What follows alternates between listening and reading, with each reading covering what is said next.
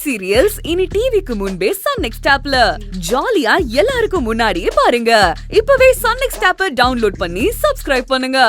நீங்க சத்தியமா அப்படிதான் சொன்னீங்களா இல்ல எங்க கிட்ட போய் பேசுறீங்களா? இங்க பாரு, நீ எத்தனை வாட்டி கேட்டாலும் அதுதான் உண்மை. நான் பேசுனதுதானே சொல்ல முடியும். அவளுக்கும் எனக்கு எதுவும் இல்லைன்னு ஆனதுக்கு அப்புறம் எதுக்காக இப்படி கேள்வி மேல கேள்வி கேட்டு என்ன பாடப்படுத்துற? மாப்பிள்ள, நீங்க எங்க மேல கோவப்படாதீங்க. நீங்க இப்ப ஒட்டு இல்ல உறவு இல்லைன்னு சொல்றீங்க. ஆனா உங்க அம்மா அப்பா அக்கா மாமா எல்லாரும் இந்த பூஜாவுக்கு தாலி பிரிச்சு கோக்கறத பத்தி பேச அந்த வேலை செல்வி வீட்டுக்கு தான் போயிருக்காங்க. இதையெல்லாம் என்னன்னு சொல்றது? என்னத்த சொல்றீங்க? ஆமாங்க, காலையில இருந்து அவங்க யாருமே வீட்ல இல்ல. வீட்ல இல்லாம வெளியில அவங்களுக்கு என்ன வேலை இருக்க போகுது? உங்க தம்பி தங்கச்சியை தான் கண்டிப்பா பார்க்க போயிருப்பாங்க. இங்க பாரு கீர்த்தி, வீட்டுல இல்லைன்னா அங்கதான் போயிருக்கணுமா? கோயிலுக்கு எங்கேயாவது போயிருப்பாங்க. யாரு? உங்க மாமா. அதுவும் கோயிலுக்கு. விசேஷ நாள்லயே அவர் கோயில் பக்கம் எட்டி பார்க்க மாட்டாரு. இன்னைக்கு மட்டும் அப்படியே பக்தியில போய் வேண்ட போயிருக்காரா? ஏங்க இப்படி அப்பாவியா இருக்கீங்க? மாப்பிள்ள, நான் சொல்றது நல்லா யோசிச்சு பாருங்க. 2 நாளைக்கு முன்னாடி உங்க அப்பாவை விட்டு பூஜாவுக்கு தாலி கோக்குற ஃபங்க்ஷனை பத்தி பேசினாங்க. காலையில உங்க தம்பி அடிதடியில இருந்து நீங்க காப்பாத்துனீங்க. இப்ப கொஞ்ச நேரத்துக்கு முன்னாடி உங்க தங்கச்சி போன்ல உங்களை கூப்பிட்டா. அப்புறம் சொல்லி வச்ச மாதிரி இன்னைக்கு காலையில இருந்து இவங்க யாருமே வீட்டுல இல்ல. இதை விடவா மாப்பிள்ள ஒருத்தருக்கு ஆதாரம் வேணும்? எனக்கு என்னமோ ஒட்டுமொத்த குடும்பமும் சொல்லி கொடுத்துதான் உங்ககிட்ட போன்ல பேசிருப்பான்னு தோணுது. இந்த பார் கீர்த்தி, நமக்கும் இந்த வீட்டுக்கும் துரோகம் செஞ்சுட்டு போனவங்களுக்கும் இனி எந்த ஒட்டும் இல்ல, உறவும் இல்ல. அவங்கள போய் பார்க்க கூடாது, பேசக்கூடாதுன்னு நான் சொன்னதுக்கு அப்புறமும் எங்க வீட்டுல இருந்து யாரும் போயிருக்க மாட்டாங்க. அந்த நம்பிக்கை எனக்கு இருக்கு. நீங்க 2 பேரும் எல்லாத்தையும் தப்பாவே பார்க்காதீங்க. அது உங்களுக்கு தான் கெட்ட பேரை உண்டாக்கும்.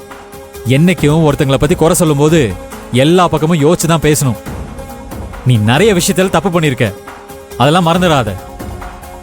என் வார்த்தையை மீறி எங்க வீட்டுல உள்ளவங்க போயிருக்க மாட்டாங்க. மாப்பிள்ள, நீங்க தான் உங்க குடும்பத்து மேல ரொம்ப பாசமும் மரியாதையும் நம்பிக்கையும் வச்சிருக்கீங்க. ஆனா அவங்களுக்கு உங்க மேல கொஞ்சம் கூட மரியாதையே கிடையாது. இப்ப நீங்க சொல்ற மாதிரி உங்க வீட்டு ஆளுங்களா அங்க போகலன்னே வச்சுக்கலாம். ஆனா ஒருவேளை நான் சொல்ற மாதிரி அவங்க வேலு செல்வி பூஜாவை தான் பார்க்க போயிருந்தாங்கன்னு வச்சுக்கோங்க, என்ன பண்ணலாம்?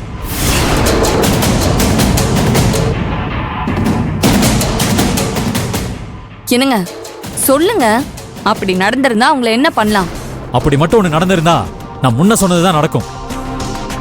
யாரெல்லாம் அவங்கள போய் பார்த்தாங்களோ அவங்களுக்கும் நம்ம 3 பேருக்கும் இனி எந்த சம்பந்தமும் இல்ல.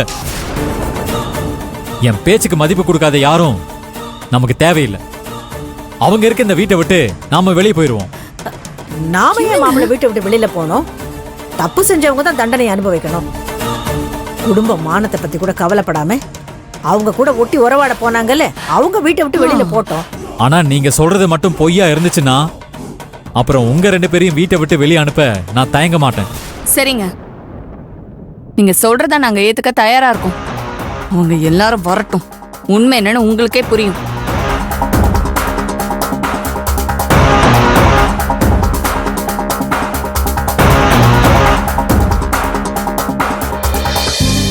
நேரம் ஆயிட்டு இருக்கு. மனோன்மணி, மனோன்மணி, மாப்பிள்ளையும் பொண்ணு போய் ரொம்ப நேரம் ஆச்சு. என்ன ஏதுன்னு போன் பண்ணியா? எப்போ வராங்களா? பேசிட்டேங்க, எல்லாம் முடிஞ்சிருச்சான், வந்துட்டு இருக்கிறதா சொன்னாங்க. இந்தாங்க மாமா.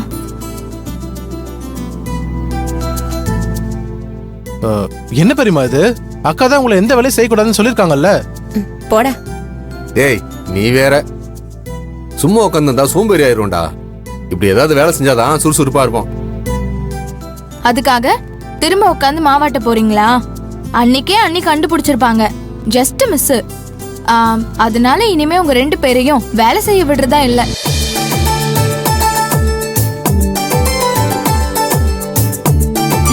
அண்ணி, குடுங்க மச்சான். என்ன பூஜா, ஏதோ வேலை அது இதுன்னு காதுல கேட்டுச்சு? அது ஒண்ணும் இல்ல செல்வி, நாளைக்கு தாலி பிரிச்சு கோக்குற ஃபங்க்ஷன் இருக்கு.